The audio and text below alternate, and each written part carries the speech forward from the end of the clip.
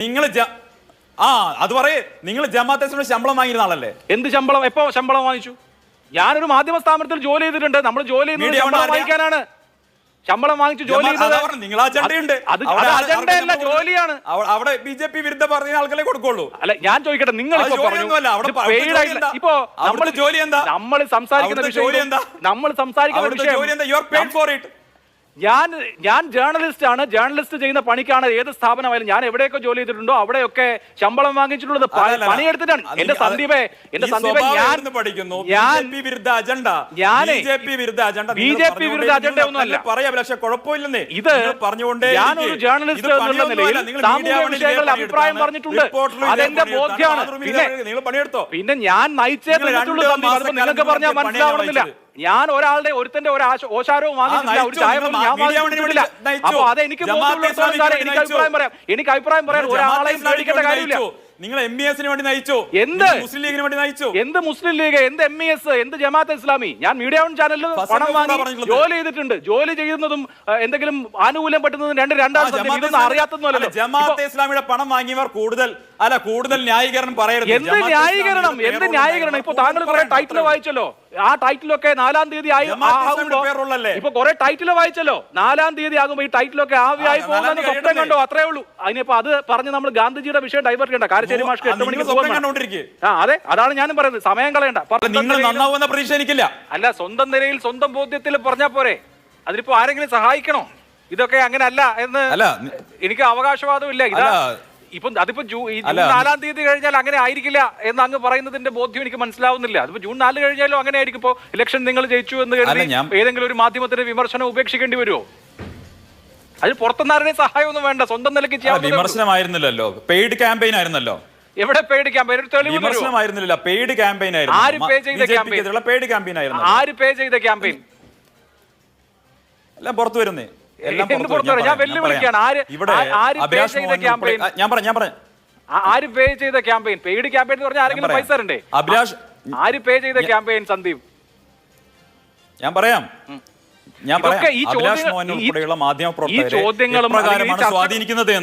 എപ്രകാരമാണ് സ്വാധീനിക്കുന്നത് എന്ന് കേരളത്തിലെ തന്നെ പ്രശസ്തനായിട്ടുള്ള അല്ലെങ്കിൽ കുപ്രശസ്തനായിട്ടുള്ള ഒരു വ്യക്തി പരസ്യമായിട്ട് പറഞ്ഞിട്ടുണ്ട്.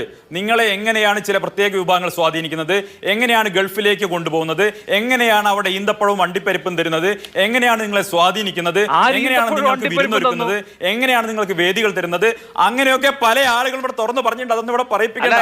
അടക്കമുള്ളവർ പറഞ്ഞിട്ടുണ്ട്, പരസ്യമായി പറഞ്ഞിട്ടുണ്ട്. ആ പറഞ്ഞ കാര്യങ്ങളിൽ നിങ്ങളുമുണ്ട്, നിങ്ങളും ആ ടീമിലുണ്ട്. എന്താണ് നേരത്തെ പറഞ്ഞതോ അതൊന്നും വാങ്ങിച്ചിട്ടില്ല. ഇതൊക്കെ ഇപ്പൊ BJP-യെ കുറിച്ച് സംസാരിക്കുക, BJP-യെ എതിർക്കുക.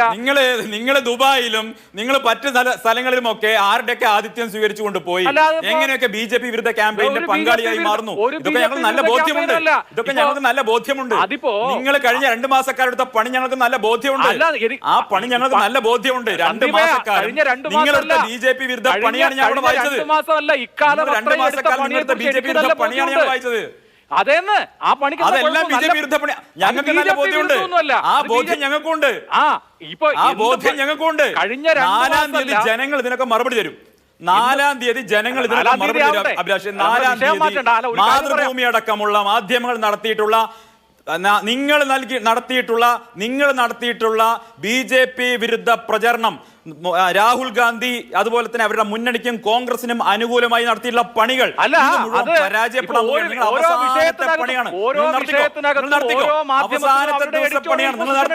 അതിപ്പോ 4-ാം തീയതി എന്ത് ആകാശം ഇടിഞ്ഞു വീണാലും ഓരോ മാധ്യമത്തിനും ഓരോ എഡിറ്റോറിയൽ പൊസിഷൻ ഉണ്ടാവും, നിലപാടുണ്ടാവും, ബോധ്യങ്ങൾ ഉണ്ടാവും. അത് പറയും. അതൊന്നാമത്തെ കാര്യം. അതിപ്പോ 4-ാം തീയതി എന്ത് സംഭവിച്ചാലും അങ്ങനെ അത് ഒന്നാമത്തെ കാര്യം. 2, താങ്കൾ പറഞ്ഞു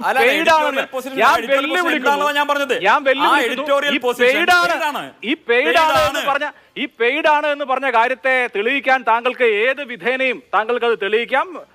അത് താങ്കളോടുള്ള ഓപ്പൺ ആയിട്ടുള്ള ചലഞ്ചാണ്. താങ്കൾക്ക് അത് പെയ്ഡാണ് എന്നുള്ളത് തെളിയിക്കാം.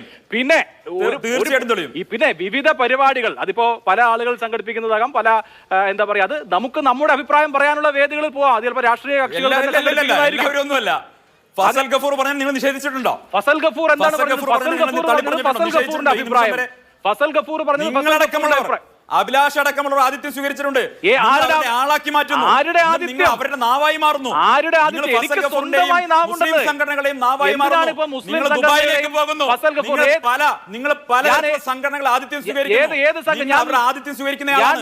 നിങ്ങൾക്ക് BJP യുടെ അജണ്ടയുണ്ട്. ഞാൻ ദുബായിൽ ഏത് സംഘടനയുടെ മുന്നോട്ട് പോകുന്നയാളാണ്. നിങ്ങളത് പോകൂ. നിങ്ങൾ പോയിട്ടുണ്ട്. എവിടെ പോയി? നിങ്ങൾ നിരവധി ആളുകളുടെ നിരവധി ഡ്യൂബിയസ് ആയിട്ടുള്ള സംഘടനകളെ ആതിഥ്യം സ്വീകരിച്ചവരാണ്. ഏത് സംഘടനയുടെ മാധ്യമ പ്രവർത്തകർ, ഏത് സംഘടനയുടെ നിങ്ങളടക്കമുള്ളവർ, നിങ്ങളടക്കമുള്ള ആളുകളുണ്ട്. നിങ്ങൾ ജമാഅത്തെ ഇസ്ലാമിയുടെ കൂടെ പോയവരാണ്. ഡ്യൂബിയസ് ആയ സംഘടനയുടെ നിങ്ങൾ ജമാഅത്തെ ഇസ്ലാമിയുടെ ആദിത്യം സ്വീകരിച്ചു. ഇസ്ലാമിയുടെ പരിപാടികൾ പോയിട്ടില്ലേ? ജമാഅത്തെ ഇസ്ലാമിയുടെ ഏത് പരിപാടിക്ക് ഞാൻ പോയി? ഒരു പരിപാടി പറ. ജമാഅത്തെ ഇസ്ലാമിയുടെ പരിപാടി നിങ്ങൾ പോയിട്ടില്ലേ? ജമാഅത്തെ ഇസ്ലാമിയുടെ ഏത് പരിപാടിക്ക് പോയി? ജമാഅത്തെ ഇസ്ലാമി അടക്കമുള്ള നിരവധി ആളുകൾ ജമാഅത്തെ ഇസ്ലാമിയുടെ ഏത് പരിപാടിക്ക് ഞാൻ പോയി പറ. നിങ്ങൾ കാണിച്ചു തരാന്നേ. എവിടെ കാണിക്കാം? ജമാഅത്തെ ഇസ്ലാമിയുടെ ഏത് പരിപാടിക്ക് പോയി? എവിടെ പരിപാടിക്ക് പോയി? നിങ്ങൾ KMCCയുടെ പരിപാടിക്ക് പോയിട്ടുണ്ട്. എവിടെ പോയി? KMCCയുടെ പരിപാടിക്ക് പോയിട്ടുണ്ട്. എവിടെ പോയി? ലീഗിന്റെ ആതിഥ്യം സ്വീകരിച്ചിട്ടുണ്ട്. നിങ്ങൾ പോയിട്ടുണ്ട്. എവിടെ പോയി?